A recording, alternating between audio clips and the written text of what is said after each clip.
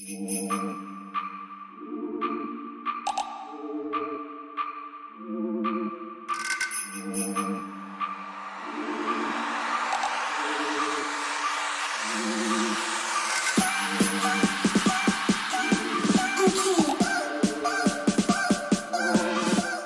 à tous, bienvenue, merci d'être là pour cette matinale exceptionnelle Intelligence avec un S. Donc je me présente, Bouchra Ajri, je dirige Brains Agency. Donc nous organisons ce 5e rendez-vous de l'inspiration autour des intelligences artificielles avec un S, donc on y tient et vous verrez pourquoi. Le rapport Villani s'est fortement inspiré du thème qu'on a choisi. Non, je plaisante parce que c'est assez drôle puisque Rachel Nulance, qui a porté cette matinale, a travaillé sur les différentes thématiques. Et comme vous le savez, aujourd'hui, donc, vous avez le compte-rendu du rapport Villani qui est à peu près, voire exactement dans l'axe que nous allons développer aujourd'hui.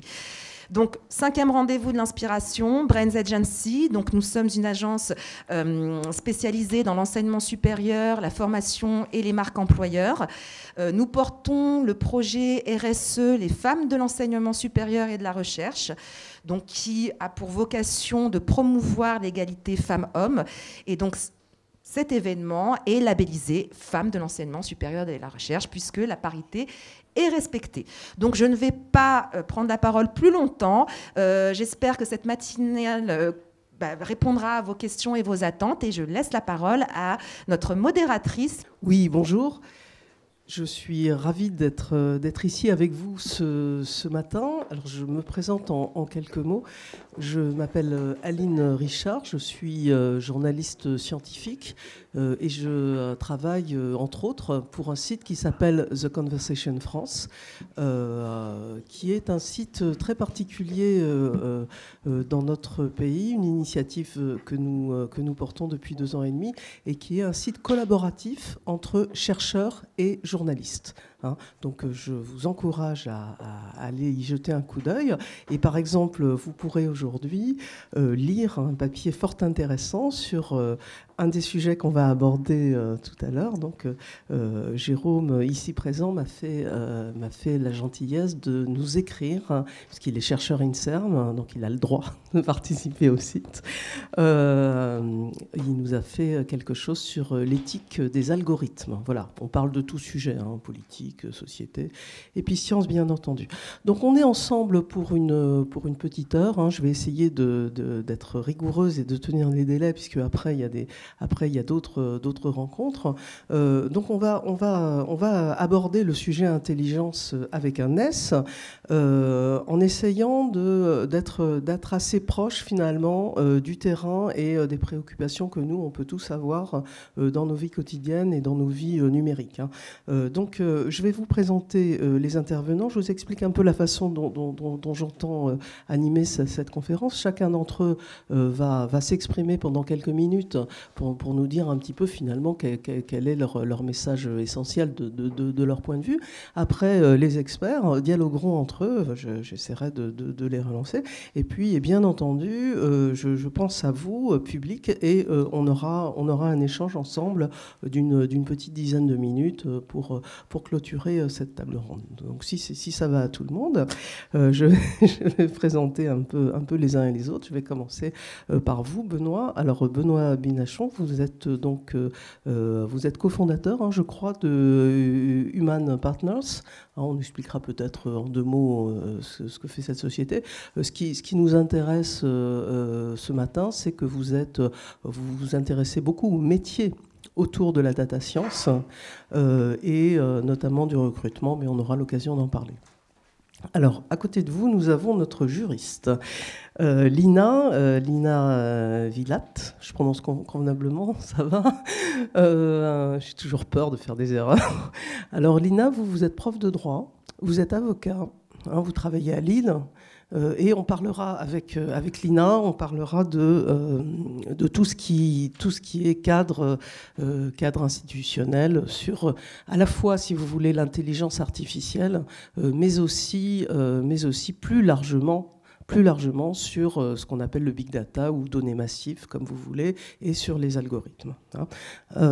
Alors, il y a une praticienne juste à côté de vous. C'est Alice Cook. Donc vous êtes, alors je vais le dire en anglais, data scientist, mais on va peut-être vous appeler une chercheuse en sciences des données. Si je veux, d'accord. Et Alice pourra nous parler de vraiment son expérience professionnelle, parce que en fait, pour nous tous, sauf si vous êtes férus de maths et de physique statistique, c'est vrai que c'est un peu lointain, et je pense que ça contribue à brouiller un peu les messages. Donc c'est très très important qu'on ait un point. Et notre dernier intervenant, c'est Jérôme Béranger. Alors il a une activité extrêmement intéressante, parce qu'il s'attaque à un très gros morceau qui est finalement une question qui nous intéresse tous en tant que citoyens et en tant que producteurs et consommateurs de données, puisque nous, on produit des données, on les consomme. Il s'occupe d'éthique. Et il va nous expliquer comment on peut finalement labelliser un algorithme pour dire qu'il est éthique. Et ça, c'est vraiment une question clé. J'en ai terminé pour ma présentation. Je propose qu'on commence par vous, Alice. Et peut-être tout simplement, comme je le disais tout à l'heure, expliquez-nous un peu quel est votre métier et comment vous manipulez ces fameuses données et avec ces outils que sont les algorithmes dans une perspective d'intelligence artificielle. Peut-être qu'on peut aussi dire aussi tout de suite qu'on va parler d'intelligence artificielle, bien entendu, mais on ne va pas rentrer, en tout cas pas ce matin, avec cette conférence dans les détails deep learning, etc., parce que ça nous amènerait trop loin. Donc allez-y et expliquez-nous un petit peu ce que vous faites. Ça marche. Bonjour, merci beaucoup Rachel pour l'invitation et de m'avoir conviée à participer à cette table ronde. Je pensais, donc moi je suis data scientist ou alors machine learning scientist, comme vous voulez, ça me dérange pas trop si c'est un peu vague. Et donc je travaille ici chez Snips, dans cette start-up, en particulier sur tout ce qui est technique, développement d'algorithmes sur la reconnaissance vocale, qui est un domaine de l'intelligence artificielle qui est très à la mode en ce moment et dont beaucoup de gens parlent. Et je pensais que ça serait intéressant, quand j'ai entendu parler du thème de cette table ronde, d'essayer un peu, je me suis dit, je vais essayer de trouver une définition, est-ce que c'est possible déjà, une définition de l'intelligence artificielle qui soit, si on veut, objective et inattaquable. Et voilà, je me suis dit que j'allais essayer de faire ça en tant que scientifique.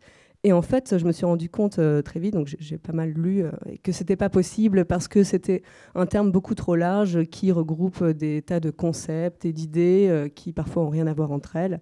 Donc, bon, si on veut vraiment donner une sorte de définition de l'intelligence artificielle, je dirais que c'est les théories et les développements des systèmes informatiques qui visent à réaliser des tâches nécessitant normalement une intelligence humaine. Et par intelligence humaine, on entend être capable de raisonner, de trouver du sens, d'apprendre et de généraliser à partir d'expériences passées. On peut dire aussi que c'est vouloir mettre un comportement autonome dans un agent artificiel. Et si on sait que depuis la fin des années 40 et les débuts de l'informatique appliquée, les ordinateurs sont capables de réaliser des tâches complexes comme prouver des théorèmes mathématiques ou jouer aux échecs, c'est vraiment ces 10 dernières années que l'intelligence artificielle a pris cet essor qu'on lui connaît, à tel point qu'aujourd'hui, elle est au centre de toutes les discussions et sur toutes les lèvres. Et ça, c'est à cause de deux choses. dont je pensais qu'il était important de parler. La première, c'est les progrès immenses qu'on a fait dans tout ce qui est puissance de calcul des ordinateurs, donc les progrès techniques. Pour vous donner un peu une image, l'iPhone d'aujourd'hui est plus de 100 millions de fois plus rapide que l'ordinateur qui a envoyé Apollo 11 sur la Lune, qui lui coûtait à l'époque 3,5 millions de dollars et faisait la taille d'une voiture. Pour vous donner un peu l'idée du chemin qu'on a parcouru, qui s'est absolument accéléré ces dernières années. Donc ça, c'est le premier point. Et le deuxième point, c'est la disponibilité grâce à Internet de quantités immenses de données qu'il est facile d'utiliser et à laquelle il est facile d'accéder. Et je pense qu'on va en reparler beaucoup. Et tout ça fait qu'aujourd'hui, dans certains domaines bien précis, l'intelligence artificielle est capable de dépasser les compétences humaines dans des domaines comme, par exemple, la reconnaissance d'images, particulièrement dans le domaine médical, mais aussi la reconnaissance vocale ou encore le jeu de Go, qui est ce jeu d'origine chinoise très ancienne et d'une extrême complexité. Mais ça ne veut pas dire pour autant qu'aujourd'hui, il existe une intelligence artificielle générale. On est encore très très loin du cerveau humain qui, lui, est capable de généraliser à de nouvelles expériences, qui est capable d'apprendre par observation et qui a besoin de beaucoup, beaucoup moins d'exemples pour devenir efficace. D'accord, c'est excellent de le dire comme ça, parce qu'on se rend compte effectivement qu'il y a à la fois cette surpuissance, une puissance vraiment importante de ces algorithmes de l'IA, etc. Et que, je dirais, c'est une surpuissance dans quelques neurones qui ne sont pas forcément très, très intelligents. Et donc, on va apprécier cette tension au cours de ce débat. Je voudrais tout de suite passer la parole à votre voisine, Alina, parce que je pense qu'il y a quelque chose qui est très important. En vous écoutant parler sans avoir particulièrement mauvais esprit, on se remémore ce qu'on a appris, par exemple, sur l'utilisation de la reconnaissance faciale en Chine. Et finalement, on a tous un peu peur, sans être forcément des paranoïaques, mais on a tous un peu peur pour notre privacy et pour nos libertés publiques. Donc, je passe la parole à notre juriste qui va un peu nous parler. Alors, vous m'avez dit au téléphone qu'il n'y a pas de cadre pour l'intelligence artificielle, et on comprend pourquoi, puisque de toute façon, elle est en construction. En revanche, il y a un cadre pour les données. Alors, est-ce qu'on peut faire un point ? Absolument. Déjà, moi aussi, je tenais à vous remercier de cette invitation, d'avoir déjà pensé à donner la parole à un juriste. Souvent, on évite les juristes dans une thématique telle que celle-ci. Donc, merci d'avoir pris ce risque. Et je vais essayer effectivement de ne pas faire fuir les personnes. En fait, il n'y aura certainement pas de fuite en avant. Simplement, rappeler effectivement, comme vous l'avez dit, que l'intelligence artificielle, telle qu'on l'a exposée, et merci pour ce discours très clair, ne peut pas fonctionner sans données. Voilà, l'intelligence artificielle nécessite fondamentalement d'être nourrie par des informations. Ces informations, elles ne s'inventent pas, elles viennent de nous. Elles se nourrissent de nous, si j'ose dire. Donc, les données, effectivement, qui vont nourrir l'intelligence artificielle deviennent aujourd'hui un véritable enjeu. Vous voyez bien qu'on ne pourrait pas parler de techniques, de systèmes algorithmiques, d'intelligence s'il n'y avait pas des données qu'on donne. Alors, le législateur l'a très vite perçu en France, puisqu'on a été l'un des premiers pays, je dirais même le premier pays, en 1978, alors même que les ordinateurs n'étaient pas dans les maisons, alors même qu'on ne parlait pas de téléphone portable. En 1978, en France, on a effectivement voté la loi informatique et liberté que vous connaissez, qui est toujours en vigueur aujourd'hui, cette fameuse loi informatique et liberté qui est venue poser les principes en disant oui au développement informatique, mais non pour que ce développement porte atteinte à ce qu'on a de plus intime, c'est-à-dire la vie privée. Et c'est sur ce courant, en fait, qu'on a développé en France la culture de l'exploitation de la donnée. Mais on était l'un des rares pays européens à avoir cette culture, à tel point qu'il y a eu effectivement nos voisins européens qui, eux, ne l'ayant pas, ont développé toute une puissance effectivement informatique, technique, et sur la base de données qui n'était pas aussi bien protégée qu'en France. La France a donc demandé à ce qu'on réagisse d'un point de vue européen, ce qui a donné lieu à la directive européenne qui est venue effectivement cadrer les rapports entre les pays concernant l'exploitation des données. Mais cette directive européenne, d'ailleurs, a donné lieu en France à une modification de la loi de 1978 en 2004. Et ça n'était pas suffisant. Il y avait toujours une inégalité entre les États européens. Et la France étant l'État le plus sévère, si j'ose dire, quant à l'exploitation des données, mais aussi le plus protecteur quant à nos données, eh bien, on a finalement donné le coup près avec le règlement européen que vous connaissez, qui va rentrer en vigueur définitivement en mai 2018. Alors, qu'est-ce qu'on nous dit ? On nous dit une chose qui est fondamentale. La donnée, c'est nous. La donnée, c'est ce qu'on a de plus privé. On distingue la donnée personnelle qui identifie une personne de la donnée sensible qui relève de ce qu'il y a de plus sensible de votre vie privée, la donnée de santé, la donnée bancaire, vos opinions politiques et éthiques, etc. Politiques, syndicales, bref, tout ce qu'il y a de plus intime.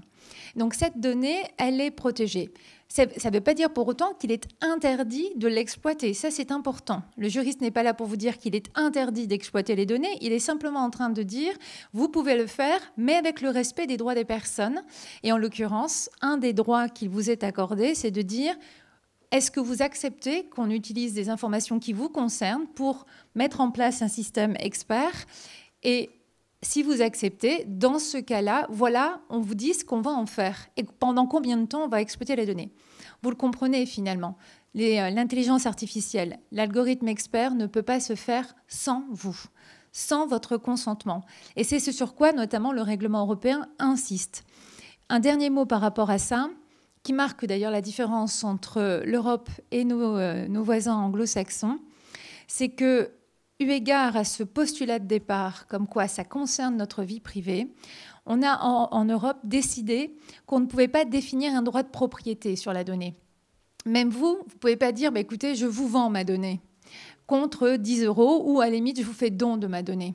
C'est un principe qui n'est pas acceptable en Europe alors qu'il l'est dans les pays anglo-saxons. Effectivement, vous pouvez aller aux États-Unis, vous vendez votre donnée. Alors, concrètement, ça impose quoi ? Ça veut dire qu'aux États-Unis, lorsque vous dites « oui, allez-y », vous ne pouvez plus vous rétracter. C'est comme quand vous vendez une maison. Vous ne pouvez pas, à un moment où vous avez vendu votre maison, dire « finalement, non, je la reprends, ce n'est pas possible ».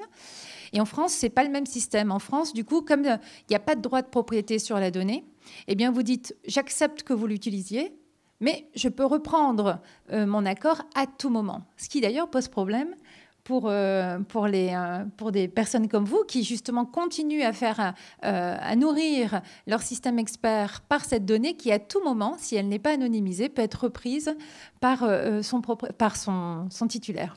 Oui, exactement. Je crois que ce qui est important aussi, c'est comme vous venez Ça ne marche pas ? Tenez. C'est vous. Ça y est, ça marche très bien. Oui, je disais qu'effectivement, comme vous venez de le souligner, il y a une différence assez importante de point de vue du droit entre l'Europe et, je dirais, le monde anglo-saxon. Je vais juste citer, pour qu'on voit bien ce dont on parle, un exemple qui moi, m'a frappé. Il y a un chercheur qui est très réputé, très connu, qui s'appelle Church, et qui est spécialiste de ce qu'on appelle la génomique. Et il a une initiative en Grande-Bretagne et aux États-Unis où il demande à tout un chacun de donner nos données génétiques, c'est-à-dire en gros notre ADN, et pour qu'il en fasse un certain nombre de choses. Et ça, c'est très puissant, effectivement, qu'on puisse. Ce serait absolument interdit en France, y compris d'ailleurs pour des choses liées à la recherche publique. Donc on voit bien qu'il y a vraiment il y a deux visions. Alors, pour aller un peu plus loin, on va passer la parole à Benoît et on va aborder, je dirais, non pas la face nord, mais on va parler maintenant aussi de l'utilisation de tous ces outils avec vous et puis après avec Jérôme. Donc vous, comme je l'ai dit tout à l'heure, vous connaissez bien les métiers autour de la data science et donc vous voyez bien quelles peuvent être les utilisations. Et là, dans notre quotidien, vous me disiez au téléphone que finalement, c'est plus un usage aujourd'hui. On utilise ces outils, que ce soit pour le recrutement dont vous allez parler tout à l'heure lors de la matinée, et dans d'autres activités. Est-ce que vous pouvez nous expliquer un petit peu ? Oui, alors moi j'aime bien reprendre un peu un historique aussi du vocabulaire. Parce qu'en fait, ce terme intelligence artificielle a beaucoup évolué dans son sens au cours des âges, si je puis dire, et en faisant d'ailleurs un peu une boucle. Parce que dans les années 70, avec 2001, l'Odyssée de l'espace par exemple, on avait une vraie intelligence artificielle dans ce film de Stanley Kubrick, avec ce fameux HAL, qui était l'ordinateur de bord du vaisseau, je ne sais pas si vous avez vu le film, et à qui on pouvait parler, et qui avait de l'humour. Voilà. C'était une vraie IA, comme on n'en verra sans doute pas de notre vivant ici, parce que ces technologies-là, malgré le talent de nos data scientists, elles ont quand même un peu de mal à se développer à ce niveau-là. Donc c'est ce qui était dit tout à l'heure. L'IA aujourd'hui, c'est d'ailleurs, donc le terme revient au sens de celui des années 70, c'est quelque chose qui est très puissant sur un faisceau extrêmement étroit de compétences. Donc et on parlait du cerveau humain, mais on pourrait même parler du cerveau du rat. Il est bien plus sophistiqué que les meilleures machines qu'on a aujourd'hui, parce que le rat, comme nous, a une vision du monde assez globale, est capable de corréler des choses qui n'ont vraiment rien à voir entre elles, alors que l'IA aujourd'hui, certes, est capable de faire des exploits sur des sujets vraiment très étroits, comme dépiler 15 ans de recherche scientifique. C'est ce que Watson de chez IBM prétend faire, je ne l'ai pas vu faire, je ne sais pas si vous avez testé, mais de dépiler 15 ans de recherche et de faire des recommandations sur des innovations, ce qui est déjà impressionnant, mais c'est surtout très très très rapide sur une tâche effectivement assez complexe, mais quand même très étroite. L'IA est passée entre-temps par des termes un peu différents. Dans les années 90-2000, on n'employait pas tellement ce mot-là d'ailleurs, et quand on l'employait, c'était un peu académique, et ça englobait la statistique. Donc en fait, c'était tous les moyens mathématiques qui permettent d'aider à la décision. Bon. Aujourd'hui, si on parle d'IA, et je pense qu'on ne parlera pas que d'IA du tout ici, en fait, parce que c'est trop étroit, et c'est un usage plus qu'une technologie. C'est ce que j'évoquais au téléphone l'autre jour. Aujourd'hui, quand on parle d'IA, on reparle de ce qu'on disait dans les 70, c'est-à-dire de quelque chose qui remplace l'humain. Donc c'est Siri. Dans l'iPhone. Vous remarquerez à quel point il est bête d'ailleurs. Hein. C'est vraiment. J'ai essayé l'autre jour. Hein. J'ai demandé à Siri de me parler de l'acide salicylique. Il m'a répondu très bien. Enfin, il m'a lu une page Google. Puis après, je lui ai dit, mais alors c'est quoi les effets secondaires ? Bon, il m'a relu la page Google. Quoi. Donc très rapidement, on voit la limite. Bon, c'est un outil grand public, mais on en voit la limite. Donc aujourd'hui, l'IA, c'est effectivement, tel qu'on l'entend dans le vocabulaire quotidien, cette conception de quelque chose qui remplacerait l'humain. Et du coup, en fait, le débat s'élargit forcément parce que comme c'est encore peu d'usage et peu de devices pour le faire, l'IA, c'est finalement, en tout cas le débat d'aujourd'hui, comme tous les débats qu'on anime en ce moment là-dessus, c'est les algorithmes au sens large. C'est d'ailleurs le mot qu'on entend beaucoup et un peu partout. Et ces algorithmes-là, ils ont des usages, effectivement, c'est le sens de votre question, j'y viens, des usages qui sont variés et qui sont potentiellement très ambigus parce que je discutais au salon du Big Data avec un médecin à qui on a remis un prix de l'innovation et on parlait pour la problématique de la santé, par exemple. Lui vivait en Belgique et nous disait, moi en Belgique, comme je suis inscrit à un club de gym, j'ai droit à 50 € de moins, enfin une ristourne de 50 € par mois sur ma mutuelle. Bon, donc ça c'est de la santé personnalisée, c'est puisque vous vous conduisez bien, on vous fait moins, vous diminuez votre risque de santé, donc on vous fait moins payer votre assurance maladie, alors mutuelle ou je ne sais pas si c'est sécu, mutuelle, enfin bon, tout ça c'est un peu la même chose de toute façon. En France c'est assez séparé, mais il y a plein de pays où c'est très très très mixé. Et donc ça c'est de la santé personnalisée. En France c'est pour l'instant impensable. Dites-moi ce que vous mangez, ce que vous buvez comme vin, comme alcool, et je vous dirai combien je vous price votre assurance maladie. C'est impensable. Mais il y avait un économiste à côté de nous qui nous disait c'est impensable, sauf que quand le PIB, enfin la part de la santé va dépasser les 13 ou 14% du PIB, on va voir si c'est toujours impensable. Parce que là, le système craque. Alors l'éthique, l'économie, là on est dans des problématiques qui ne sont pas tranchées du tout. C'est vrai que moi, je n'ai pas très envie de savoir ce que je mange, enfin qu'on sache ce que je mange ou ce que je bois ou ce que je fais pour pricer ou comment je conduis, parce que c'est un sujet qui arrive déjà dans l'assurance. Hein. La voiture connectée, c'est quand même déjà... alors je ne sais pas si c'est déjà d'ailleurs complètement abouti, mais enfin, je mesure vos accélérations, vos coups de frein, etc., puis je vois comment vous conduisez. Bon, est-ce que ces données personnelles, je les garde pour moi, et dans ce cas-là, je paye le prix fort, parce que ce sera ça, en fait, ou est-ce que je les partage, alors qu'elles sont quand même assez personnelles, et à ce moment-là, j'aurai une ristourne. On est à la frontière de cette question-là. Voilà, donc je ne sais pas si le juridique y répondra, mais... Oui, certainement. On voit bien effectivement qu'il y a des questions ouvertes et elles sont assez nombreuses. Je propose que Jérôme, vous nous expliquiez un petit peu, puisque Benoît vient de parler effectivement de questions qui relèvent de l'éthique. Et vous, alors donc, vous avez cofondé un label qui s'appelle ADEL et qui a pour objectif de labelliser, comme le nom l'indique, les algorithmes selon leur capacité, leur degré d'éthique. Expliquez-nous. Oui, bonjour. Tout d'abord, je remercie Rachel et les organisateurs. Remercier, mais c'est parce que ça devenait un peu lourd. Oui, bon, du coup, je remercie pour 2 ou pour 4.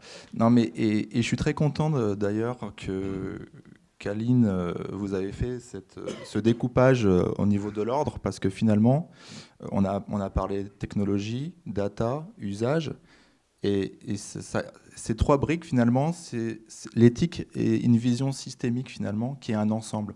Quand on me dit, est-ce que tel algorithme est éthique, en fait, on ne peut pas répondre à cette question comme ça, parce qu'un algorithme, c'est comme si c'était un moteur d'une voiture. La voiture, si elle n'a pas d'essence, le moteur ne sert à rien, finalement. Et un algorithme, c'est une recette de cuisine, c'est une équation de suite logique, finalement, d'action. Mais si ce n'est pas alimenté par la donnée, et vous l'avez très bien dit, son importance est comme un système ou un processus creux. Et donc, du coup, c'est tout un ensemble qu'il faut évaluer d'un point de vue éthique. La donnée, forcément. La donnée, c'est l'essence dans la voiture qui l'alimente. Mais vous voyez bien que la donnée, si elle n'est pas exploitée par un algorithme ou un système algorithmique, plutôt, je préfère, la donnée a sa valeur intrinsèque et assez minime, finalement. Et c'est vraiment la convergence, le mélange, l'exploitation de différentes données hétérogènes qui permet justement d'apporter des corrélations et une valeur vraiment intrinsèque d'exploitation et d'usage du coup. Et la pratique aussi est importante.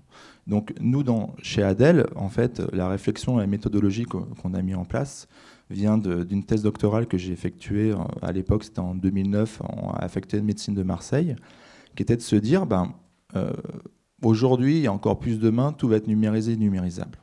Et l'idée, c'est de se dire, finalement, où seront les exigences, les règles, les valeurs humaines si demain un algorithme parle à un autre algorithme ou à un système expert, où est l'impact humain finalement? Est-ce que ce qu'on fait, c'est bien pour le bien fondé de la personne ou de la société? Et l'idée, en fait, c'est de se dire, en médecine, vous savez, moi, c'est mon domaine d'expertise du coup, parce qu'à la base, je suis directeur d'établissement de santé, et c'est se dire, en médecine, il y a des échelles de la qualité de vie ou de la douleur, qui va de 0 à 10. C'est des sociétés savantes qui ont posé des questions, et suivant les questions, le référentiel qu'ils ont mis en place, on peut suivre, et on pose plein de questions, des questionnaires, et on sait l'évolution et l'état des lieux de la douleur ou de la qualité de la personne.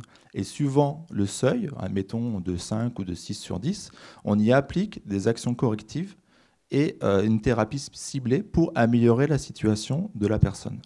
Et moi, l'idée que j'avais eue à l'époque, c'est de se dire, en faisant un état de l'art au niveau mondial, c'est de se dire, est-ce qu'il existe un référentiel, une valeur d'échelle qui permet d'évaluer finalement le traitement des données numériques? Et assez vite, on s'est aperçu qu'il n'y avait aucune recherche là-dessus.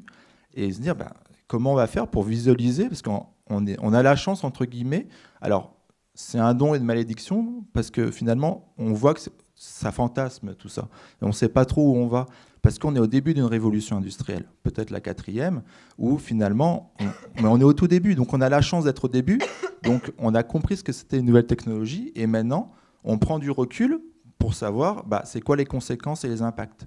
Et on a la chance d'être au début pour pouvoir l'accompagner justement. Mais c'est maintenant qu'il faut le faire. Ce n'est pas dans 5 ans, dans 6 ans. On parlait de voitures autonomes. J'étais dans une audition pour la mission Villani il y a quelques semaines, enfin quelques mois, et j'avais à ma droite, un des membres de Renault. En 2020, il y aura la première voiture autonome qui va sortir, commercialisant. Alors ça sera pour les secteurs autoroute, mais alors ça sera peut-être 2020, peut-être un peu plus tard s'il y a un peu de retard. Mais c'est demain la voiture autonome, la voiture connectée. Enfin, c'est même aujourd'hui presque. Donc, si vous voulez, et là-dessus, en fait, l'idée, c'était donc c'est le travail que j'ai effectué, et se dire finalement, quand on parle d'éthique dans le numérique, c'est toute une vision d'ensemble qu'il faut prendre. C'est-à-dire que moi, je le découpe en 3 grandes éthiques. Il y a l'éthique des données. Donc là, il faut réfléchir justement à comment le sourcing de la donnée, d'où elle vient, qui l'a construite. Est-ce qu'on peut croiser n'importe quelle sorte de données, que ça soit, si on pose des données qui sont à la fois des causes et des conséquences, vous imaginez bien que les résultats risquent d'être biaisés et être incompréhensibles finalement. La volumétrie, forcément, la qualité de la donnée. Il y a tout un corps de métier qui va se construire autour de... on va devoir hiérarchiser la donnée, la comprendre aussi, et ça, c'est que des experts de tel ou tel secteur qui vont pouvoir le mettre en place. Il y a aussi une deuxième éthique qui est l'éthique des algorithmes. C'est pour ça que, en fait, quand on me dit comment Adèle évalue un algorithme, en fait, on évalue un système algorithmique. Donc, on évalue toutes les questions autour des données, mais quand on parle des questions, c'est des questions qui sont pluridisciplinaires. C'est-à-dire que nous, on a constitué un comité d'experts scientifiques, d'ailleurs que l'INA fait partie en tant que juriste spécialisé dans ce domaine-là. Mais on a aussi des sociologues, des philosophes, des praticiens. Donc on a créé Adèle pour le domaine de la santé, mais on le développe aussi dans le monde de l'assurance et de la finance et des transports. Et donc on a des corps de métier différents, parce que l'éthique, c'est apporter du sens à une action, c'est répondre à une problématique donnée. Et pour cela, un comité d'éthique, c'est pluridisciplinaire, c'est des approches pluridisciplinaires différentes qui permettent de tendre vers du sens, de la confidence, de la transparence, de la sécurité et de la confiance surtout. C'est ça le label. Et pour finir, la troisième éthique, c'est l'éthique autour. Donc l'éthique des algorithmes, on va réfléchir à toutes les questions sur le fonctionnement de l'algorithme. On parle souvent de boîte noire. C'est vrai que c'est ça qui aussi entretient le fantasme, parce que même les concepteurs de l'algorithme même ne savent même plus comment fonctionne leur algorithme à la fin. Et donc c'est vrai que c'est un vrai problème. Mais et finalement, la finalité qu'on en fait, et c'est l'éthique des pratiques ou des usages qui est important. Si je reprends ma métaphore ou mon image de la voiture, vous voyez bien que la voiture sans moteur, la voiture, elle n'avance pas. Le moteur, il faut qu'il soit nickel. La voiture sans essence, la voiture ne va pas avancer non plus. C'est les données. Et il y a aussi le conducteur. Vous pouvez avoir la plus belle voiture du monde, le pétrole le plus propre du monde. Si derrière, vous n'avez pas un conducteur qui a un code de conduite, de la réglementation, qui permet d'être formé, la voiture, ça peut être un engin pour sauver des vies, pour aller à l'hôpital très vite. Et ça peut faire aussi un carnage et tuer des personnes sur la route. Donc c'est tout cet ensemble-là. Et pour finir, donc cet ensemble-là, moi ce que j'appelle l'éthique by design, c'est l'éthique dès la conception. On parle souvent dans le RGPD de privacy by design, de security by design. Et en fait, finalement, se dire pourquoi s'arrêter à la techno ? Parce que finalement, le numérique touche tous les corps de métier et c'est transversal. Et donc l'éthique by design ou au niveau international de responsibility by design. Oui, très bien. Je rebondis d'ailleurs tout de suite sur effectivement ces préoccupations et je voudrais repasser la parole à Alice pour lui demander, elle et ses collègues scientifiques qui effectivement sont au cœur de l'activité, comment vous prenez en compte, vous, ces questions ouvertes, ces problématiques éthiques, est-ce que tout le monde les prend en compte, comment ça se passe au quotidien quand vous écrivez des lignes de code ou que vous les gérez devant votre ordinateur? Alors déjà, peut-être que je peux commencer par un exemple qui illustre un peu cette idée. C'est qu'il faut savoir que l'intelligence artificielle est aussi intelligente que la donnée sur laquelle elle a été entraînée. Donc si la donnée à la base contient des biais, alors sans aucune surprise, l'algorithme résultant aura les mêmes biais. Et c'est comme ça qu'on se rend compte, par exemple, dans la tâche très, très connue de reconnaissance faciale, qui permet, par exemple, de déverrouiller votre téléphone ou alors de suggérer des amis à taguer sur des photos. Cet algorithme-là, tout le monde s'accorde à dire qu'il est assez efficace, parfois bluffant, il marche très bien. Mais si on se restreint à une catégorie de la population, qui est par exemple celle des femmes noires, il a été montré que les performances de cet algorithme baissaient drastiquement.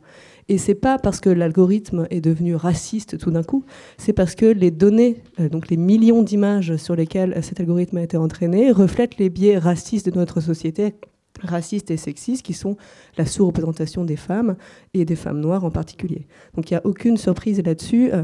Comme je disais, c'est vraiment l'algorithme est aussi intelligent que la donnée sur laquelle il était entraîné. Et évidemment, et c'est pour ça qu'il est très important, je pense que les acteurs de l'intelligence artificielle, et en particulier les gens comme moi, les scientifiques, vraiment ceux qui réfléchissent aux algorithmes et qui les mettent en place, se dotent d'une réflexion qui soit transdisciplinaire et multiculturelle. C'est pour ça qu'il est très important que le machine learning, l'intelligence artificielle, ne soit pas fait uniquement, comme c'est le cas malheureusement aujourd'hui, uniquement en grande majorité par des hommes blancs, mais par toute la population, par des femmes aussi, par des gens de toutes les cultures. Bien sûr. Mais il y en a. Voilà, donc c'est très important. Et ensuite, effectivement, peut-être plus que c'est Fei Li, qui est chercheuse à Stanford, qui travaille aussi chez Google Cloud, qui dit ça, qui dit peut-être plus qu'aucune autre technologie, l'intelligence artificielle reflète le plus les humains et leurs défauts, qui en sont les concepteurs ou les conceptrices. Oui, non, c'est vraiment, effectivement, là, c'est un très très bon exemple qui nous permet tous de comprendre immédiatement ce dont il s'agit. D'ailleurs, j'ai lu à ce sujet, il y a quelques jours, un article qui est paru dans un magazine qui s'appelle The Atlantic, et où les chercheurs américains envisagent même de faire comment on dit ça en français, de l'affirmation positive dans la conception, dans la conception algorithmique, justement, exactement, pour pouvoir corriger ces biais qui sont assez... le problème, c'est c'est inconscient en partie et que c'est un peu compliqué. Pour avancer dans notre débat, je vais poser une question naïve à celui ou celle qui veut bien me répondre. Alors là, on a parlé effectivement des biais dans la construction mathématique qui va aboutir à un algorithme et à un fonctionnement. Alors, qu'est-ce qu'il en est de la transparence pour tout un chacun ? Parce que nos vies, de plus en plus, sont gouvernées par ces algorithmes-là, et demain, donc, par des intelligences artificielles. Moi, lycéen, avec les logiciels pour décider de mon avenir. Moi, demandeuse d'emploi, avec Pôle emploi qui va essayer de me trouver du travail. Moi, malade, avec... on parlait de santé. Alors, en tant que citoyenne et productrice de ma donnée personnelle, comme vous disiez tout à l'heure, comment je peux faire pour en savoir plus et pour que le système soit le plus transparent possible ? Est-ce qu'on peut juste dire d'abord qu'on refuse que nos vies soient gouvernées par les intelligences artificielles ? Ce serait pas mal. Oui, on peut se faire aider, mais gouverner, j'aimerais pas quand même. Oui, c'est un très large problème. Aider, déjà, ça serait très bien. Voilà. Alors, pour réponse de juriste, en fait, la question que vous posez est tout à fait pertinente et en fait, la réponse est simple. C'est le responsable de traitement qui a l'obligation de dire de ce qu'il va en faire pour vous informer. C'est-à-dire qu'on part du principe que nous sommes des personnes intelligentes. Et donc, à partir du moment où on vous demande si oui ou non vous voulez qu'on travaille sur votre donnée ou qu'on récolte votre donnée, eh bien, ça suffit pour dire qu'il y a une transparence. Le problème, et je dois vous le dire, c'est que personne, même les responsables de traitement, il y a deux problèmes. Le problème, c'est que le citoyen lambda n'est pas informé de tout ça. Il entend par les médias parler d'intelligence artificielle et il pense effectivement à Siri, il pense aussi à la science-fiction, ce qu'on voit dans les intelligences artificielles, et ça y est, il voit déjà le robot copain, etc. Donc il y a une espèce de fantasme dans l'esprit des personnes qui ne savent pas de quoi il s'agit. Et ils ne savent pas que c'est eux qui sont à la base de tout quand même. Donc il y a une éducation à faire au niveau de la société. Et par ricochet, une éducation aussi à faire pour ceux qui traitent de la donnée. La plupart des responsables de traitement avec lesquels je travaille, mais en ma qualité d'avocat, ne savent pas qu'il y a des règles. Regardez, il y a quand même, là, il y a un vent de panique. Peut-être que vous en faites partie. Un vent de panique parce qu'on a tous entendu que le règlement européen était opposable à tous en mai 2018 et que les sanctions sont financières énormes. Ça me fait bien rire. Pourquoi? Alors, ça me fait rire, c'est vraiment ironique. Mais pourquoi ça me fait sourire les juristes? Parce que ce que dit le règlement européen est en vigueur en France depuis 1978. Donc, on est au pied là, d'une réalité, c'est-à-dire que toutes les entreprises qui se sont mises au diapason de la loi de 78 vont vers mai 2018 avec une certaine tranquillité en disant mais c'est toujours comme ça moi, que j'ai fait. Le règlement européen ne vient pas changer véritablement le fond de la loi. Donc, l'obligation de transparence existe. Alors, pour terminer sur ça, la notion de transparence, pourquoi il faut être très transparent? Puisqu'il y a un autre principe fondamental qui a été acté, en revanche, c'est que c'est l'empowerment, c'est-à-dire la possibilité que l'on donne à celui dont la donnée est traitée de donner les autorisations ou pas, de retirer l'autorisation ou pas.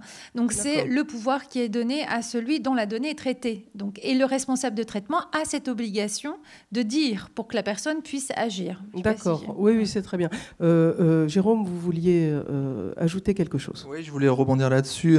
Cette notion de transparence, finalement, elle est totalement liée à la sensibilisation et à l'éducation de la population, des citoyens.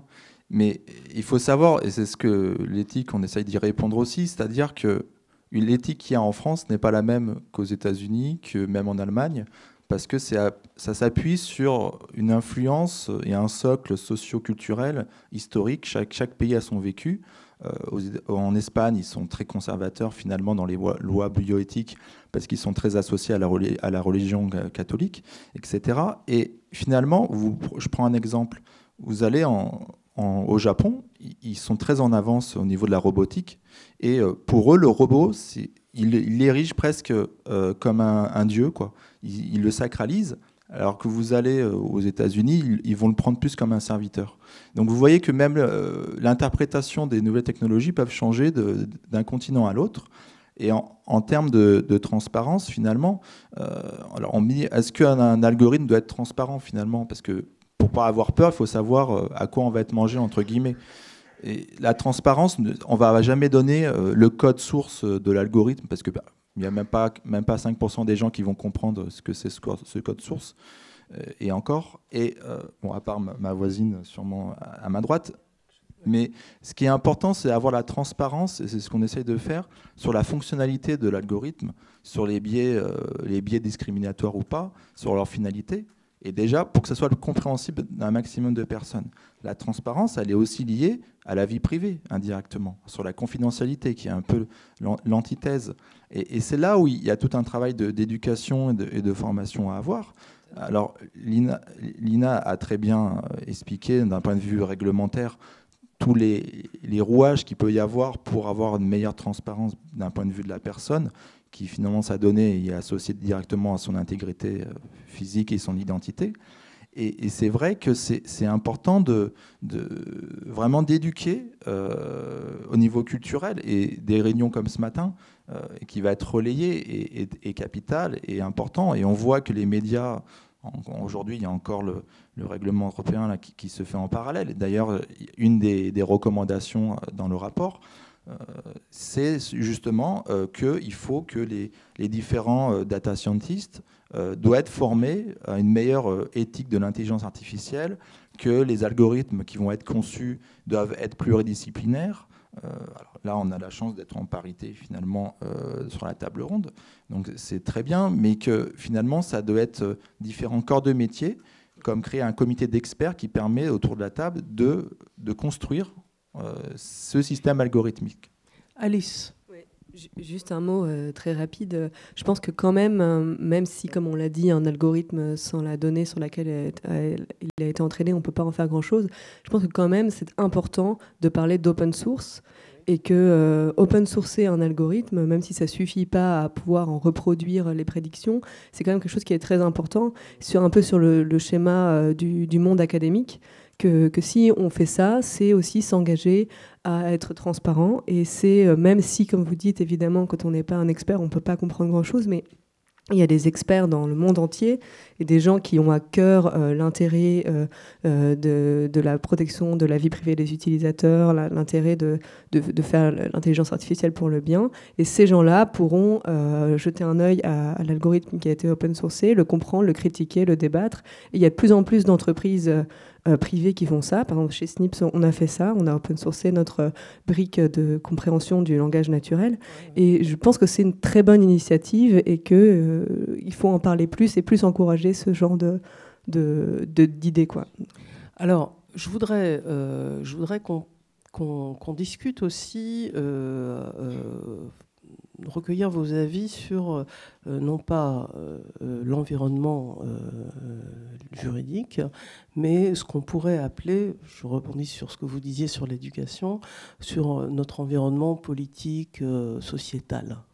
Parce qu'on se rend bien compte, en vous écoutant, vous, les experts de ce domaine, on se rend bien compte qu'on est finalement très loin d'avoir une société et des responsables politiques qui, certes, il y a le rapport Villani, mais enfin, je me rappelle, vous savez, là, vous vous rappelez de cette histoire autour de l'algorithme post-bac.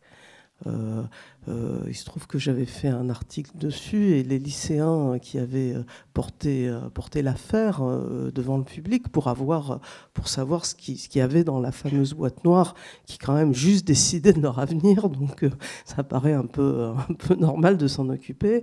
Il m'avait fait beaucoup rire parce qu'il m'avait expliqué que quand ils ont eu gain de cause, le ministère leur avait envoyé en fait des feuilles de papier. Et bon, il m'avait dit, mais on délire total. Donc, est-ce que vous pouvez, chacun d'entre vous, nous dire un peu ce qu'on pourrait faire dans un état d'esprit un peu constructif pour que ça se passe mieux, pour qu'en France, c'est notre pays, on prenne mieux en compte tous ces enjeux? Je voulais... Alors, c'est APB, le fameux algorithme, qui, je pense, n'est pas un algorithme au sens IA du terme. Hein. Il y a pas, justement, il ne gouverne pas des décisions où il essaye de faire un rangement, un tri, mais il ne décide pas en fonction de paramètres extérieurs, etc. Donc, c'est un peu... Le mot est, à mon avis, un peu galvaudé là-dessus. À la fois, pour rebondir sur ce qui vient d'être dit et pour répondre à votre question, il y a un chantier important qui est quand même mené par pas mal de chercheurs aujourd'hui et qui porte sur l'explicabilité des algorithmes. C'est quand même un sujet alors qui est important non seulement pour l'éthique, mais pour plein d'autres sujets, hein, pour la science, pour un physicien dans une usine, il aime bien comprendre ce qui se passe dans son matériau. Un médecin aime bien comprendre ce qui se passe dans le corps humain, et les algorithmes peuvent lui répondre, mais en court-circuitant un peu l'explication, c'est le côté boîte noire, et il faut reconnecter tout ça. Donc l'explicabilité, c'est vraiment un travail qui est fait par beaucoup de chercheurs, y compris dans les entreprises, hein, pour pouvoir justement, ne serait-ce que faire le lien entre le métier et l'algorithme. Bon, et du coup, évidemment, ça sert aussi l'éthique. Après, je voudrais rajouter un point, puis répondre ensuite à votre question, mais les usages, pour revenir à ça, sont quand même très ambivalents, et je ferai d'ailleurs le lien avec l'éducation. Quand on filme les gens dans le métro, on est tous filmés dans le métro quand même. Hein. On est filmé dans la rue, on est filmé dans le métro, donc en fait, et là, on n'a rien signé. Enfin, je ne crois pas qu'on signe grand... Si, ouais, mais dans la rue, quand on achète, ouais, c'est indiqué. Bon, enfin, vous voyez, il y a sûrement un truc juridique qui fait que bon. Mais en même temps, on n'a pas le droit de porter un masque, donc en gros, on n'a pas trop le choix, quoi. Donc, il y a des usages plus ou moins vertueux. Voilà, déjà, c'est discutable, mais on peut se servir de ça pour effectivement rechercher quelqu'un et le trouver, un criminel. Bon, on est tous contents quand même qu'on arrête les criminels, ça peut servir. Et puis, quelqu'un dans la salle me parlait il y a quelques jours d'une autre application que j'ignorais. Si j'ai bien compris, en Chine, on fait de l'analogie faciale, comment on appelle ça, de la physiopsychologie, enfin, pour trouver des analogies entre des criminels et des gens. Et puis, s'ils ont une tête de criminel, en gros, eh ben, on essaie de voir s'ils en sont ou pas. C'est intéressant, hein. Si effectivement la morphopsychologie, chercher le terme, est une science exacte, bah, c'est très bien. Si on a une tête de violeur et qu'on est effectivement un violeur, il faut nous arrêter. Bon, bien que si on n'a pas encore violé, c'est peut-être un petit peu limite. Mais si la morphopsychologie n'est pas une science fondée du tout, c'est assez grave. Donc il y a quand même des usages avec le même algorithme, avec les mêmes données, c'est un peu ce que tu disais, des usages complètement différents. Comme la voiture, hein, on peut être un chauffard ou on peut sauver des vies. Enfin, tous ces sujets-là, toutes les technologies nouvelles amènent au bien ou au mal de façon indifférente. Alors l'éducation, venons-en, parce qu'on en discutait un peu avant, les lois, la loi informatique et liberté, bon, tout ça c'est bien, mais finalement, comment aujourd'hui, et je pense que la CNIL est complètement dépassée, on va en reparler, sûrement rebondir là-dessus, mais comment aujourd'hui protéger les gens, parce que il y a cette dimension risque, je pense que ça commence vraiment très en amont par l'éducation.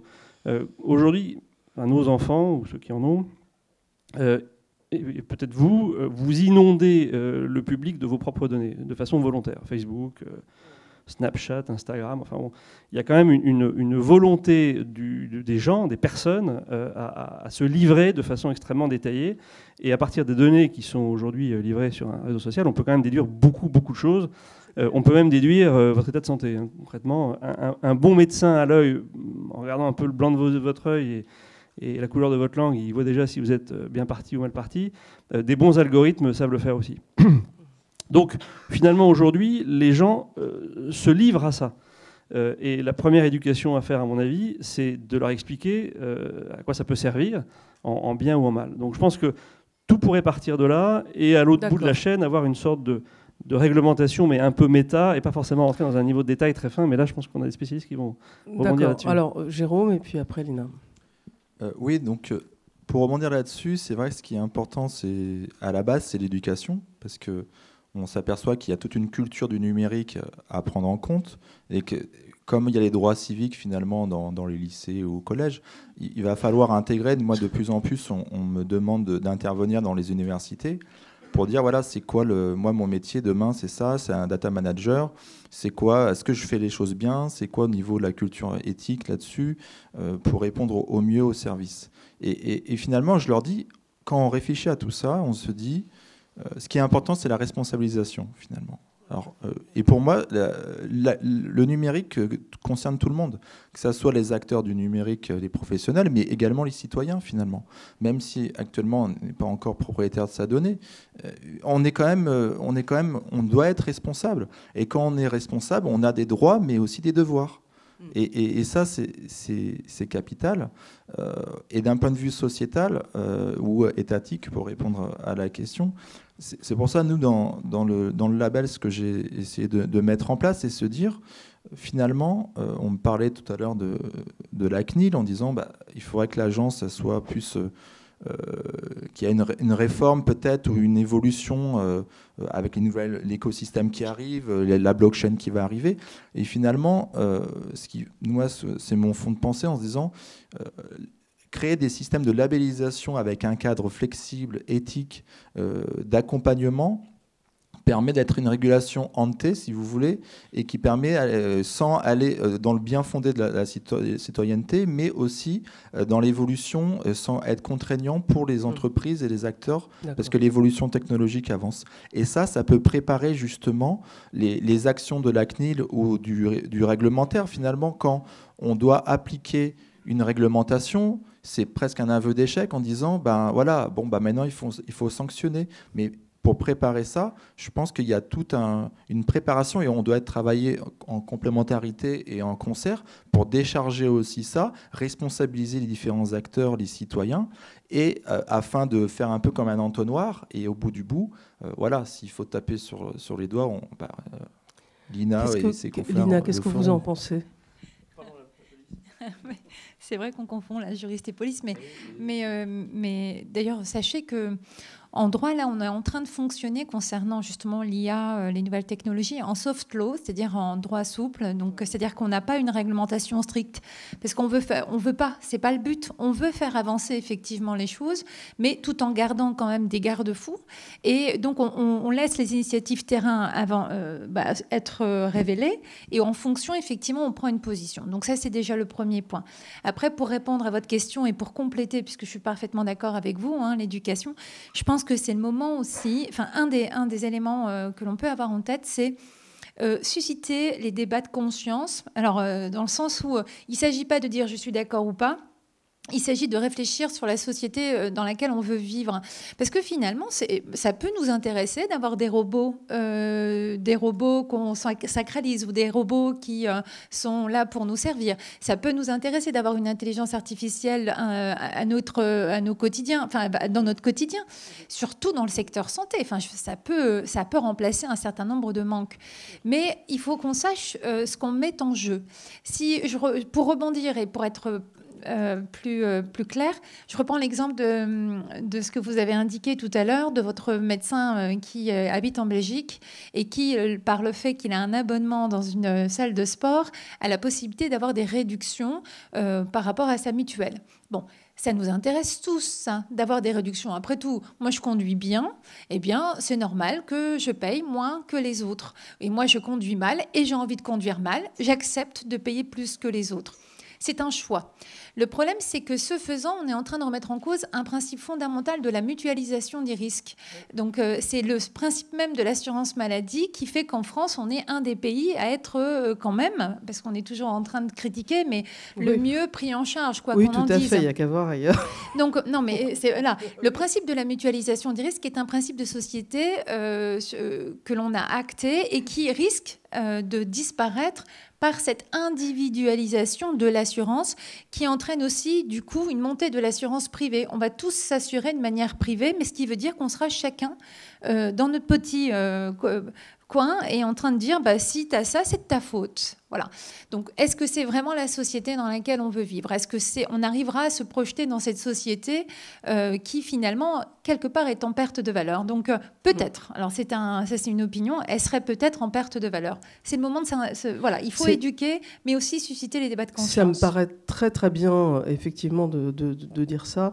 Je vous propose, parce que malheureusement, l'heure tourne, je voudrais quand même passer la parole à la salle pour prendre une ou deux questions. Pour achever notre débat, monsieur.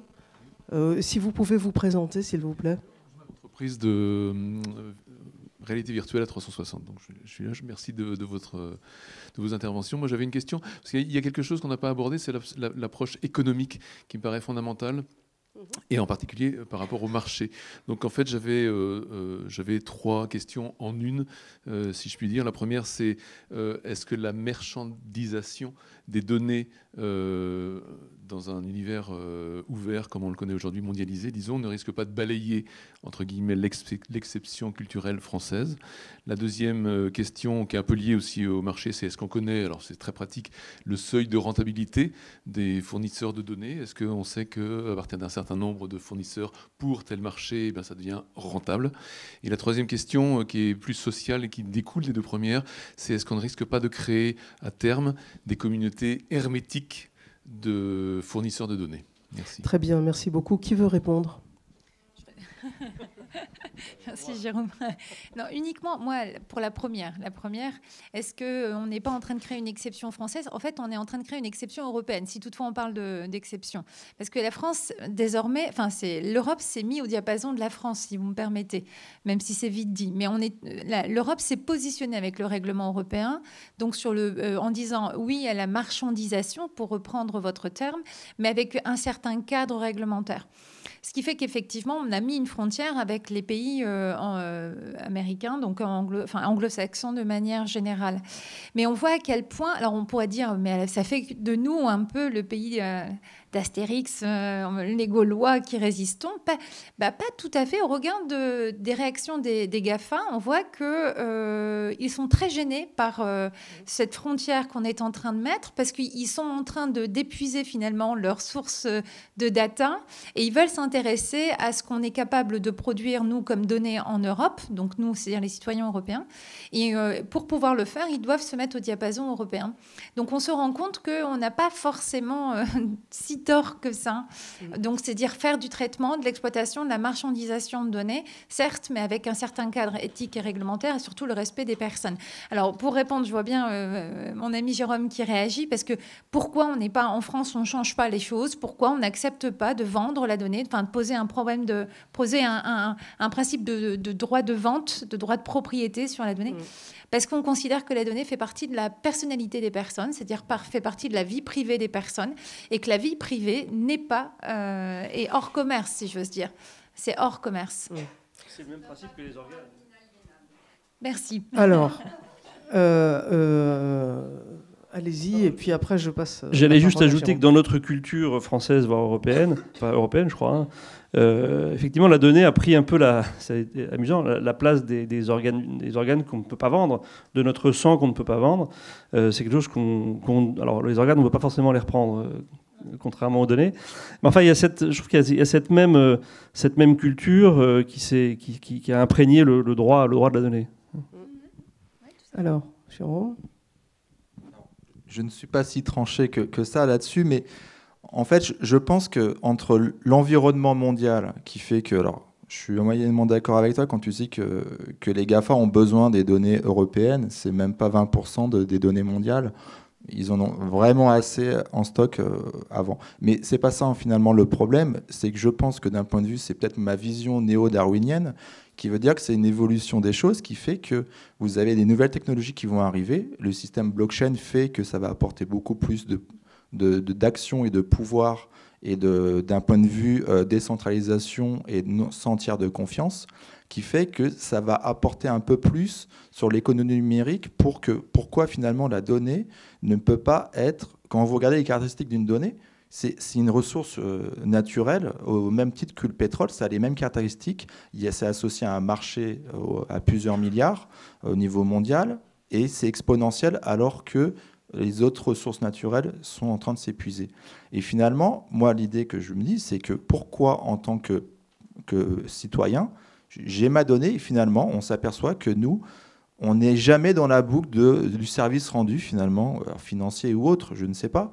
Et alors, moi, je ne suis pas en disant il faut marchandiser toutes les données. Je viens du principe que, alors quand on parle des sections françaises ou européennes, c'est que le statut, c'est que la donnée, c'est une extension de vous-même, c'est le droit à l'identité. Et ça, j'en conçois et c'est très bien. Je pense que la vérité va être au juste milieu à contrer des chemins entre le modèle américain et le modèle européen. Et finalement, il va falloir juste sélectionner les données. Les données génomiques, c'est clair, ça sera jamais, il ne faut pas que ça soit marchandisé, parce que c'est le génome, parce que c'est l'humain. Après, les données de comment moi je veux courir ou mon sommeil, je ne vois pas en quoi, si moi je peux en faire ce que je veux finalement.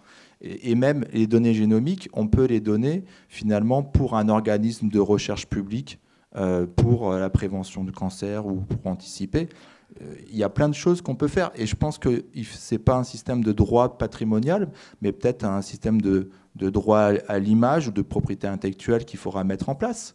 Mais c'est entre les deux qu'il va falloir trouver le juste milieu, je pense. Alors, je vais juste compléter une chose, parce qu'il y a une imprécision qui a été faite, parce qu'effectivement, on ne peut pas commercialiser une donnée dès lors qu'elle est identifiante pour la personne.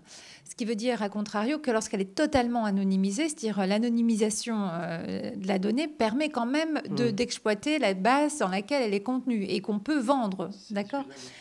Mais alors après, effectivement, aussi, la question de l'anonymisation de la donnée pose problème, puisqu'on nous dit effectivement à l'heure actuelle que si aujourd'hui une donnée est dite anonymisée, demain, un autre système expert pourrait réidentifier la personne. Donc la CNIL est très, très soucieuse de cela. C'est un problème, l'anonymisation des données est un vrai problème. Alors, un petit mot, et puis après, je voudrais que Alice puisse aussi nous dire ce qu'elle en pense sur cette question d'anonymisation. Alors, le petit mot, c'est que je pense que le système économique, le modèle économique qui émerge, en Europe en tout cas, mais qui va sans doute émerger ailleurs aussi, pour deux raisons, c'est le troc, en fait, et non pas la monétisation. Parce que vous êtes un malade d'une pathologie ou d'une autre, si vous donnez toutes vos données de vie du matin au soir, hein, vous êtes diabétique, vous urinez le matin, on vous analyse grâce à des toilettes connectées ce que vous avez rejeté, ça remonte. Votre frigo est connecté, on sait ce que vous mangez. Si ça vous rend en échange, après une analyse mutualisée de toutes les données de tous les malades, des alertes sur l'arrivée d'une crise, sur attention, réduisez ça parce que là vous êtes au bord de, je ne suis pas du tout médecin donc j'y connais rien, mais là vous allez acheter entre guillemets cette solution-là parce que vous donnez tout, c'est vrai, de façon pas vraiment anonyme puisqu'on va vous rendre des alertes. Mais on vous donne quelque chose en échange. Et ce troc-là, il a du sens. Je pense qu'on sera, comme vous le disiez, on sera acheteur de ça. Ça nous rend un service. Par contre, la donnée que l'on offre sans aucune contrepartie, alors qu'elle est personnelle, ça bloque. Et j'ai l'innocence de croire que humainement, on est tous à peu près fait pareil quand même, et que quelle que soit la culture, ça bloquera, quoi. Surtout que le deuxième point, c'est que c'est quand même un moyen de dictature extrêmement efficace. Essayer aujourd'hui, là, demain, de faire de la résistance, comme certains de nos grands-parents l'ont fait, bah, ça va être assez compliqué. Hein. Ça va être très là, compliqué. tout de suite, là, c'est juste, faut changer de vie très vite. Hein. Ok, Alice, est-ce qu'on peut vraiment, ça veut dire quelque chose de rendre une donnée anonyme? Est-ce que c'est pas une espèce de chimère? Alors c'est un domaine technique très compliqué, de recherche active, et effectivement, donc moi c'est pas du tout ma spécialité, mais effectivement il est possible de désanonymiser des données dans certains cas. Mais ça, les experts sauront dire s'il est possible. Et il existe aujourd'hui des techniques de cryptographie qui sont absolument inviolables. Donc, mais c'est encore à l'état de recherche en cours. Et juste une chose que je voulais dire aussi à propos de transmettre la donnée de façon gratuite, totalement, c'est aussi qu'il existe une sorte de fausse idée qui est que je donne ma donnée, j'en suis consciente, parce que on me dit que c'est la seule façon d'avoir le meilleur service possible. Par exemple, dans tout ce qui est enceinte connectée aujourd'hui, on dit « Ok, on enregistre votre voix, mais on est obligé parce que vous allez voir, ça va être incroyable, on va vous éblouir, vous allez parler avec l'enceinte et qui va vous connaître et ça va complètement changer votre vie. » Et ça... je pense qu'on peut dire que c'est un mensonge, qu'on n'a pas forcément besoin d'envoyer nos données en permanence dans le cloud et d'être espionné comme ça toute la journée pour avoir un service de qualité. Alors évidemment, ça demande des challenges techniques qui n'ont rien à voir, mais c'est possible de faire en gros tourner, je ne vais pas rentrer dans les détails, mais tourner les algorithmes en local, c'est-à-dire indépendamment du cloud. C'est ce qu'on fait chez Snips d'ailleurs. Et qui fait qu'aucune donnée de l'utilisateur ne quitte l'enceinte ou l'objet connecté. Et tous les diagnostics sont faits de façon locale, sans avoir besoin d'Internet d'ailleurs. Et ça, je veux dire, il y a des défis techniques vraiment importants là, à relever, mais je pense que c'est possible et qu'il ne faut pas se laisser dire qu'on n'a pas le choix. Voilà. Oui, c'est un défi technique et un défi démocratique, on le comprend bien. Une question à la salle, s'il vous plaît, monsieur. Alors... Le micro pour lui. Vous vous présentez, s'il vous plaît.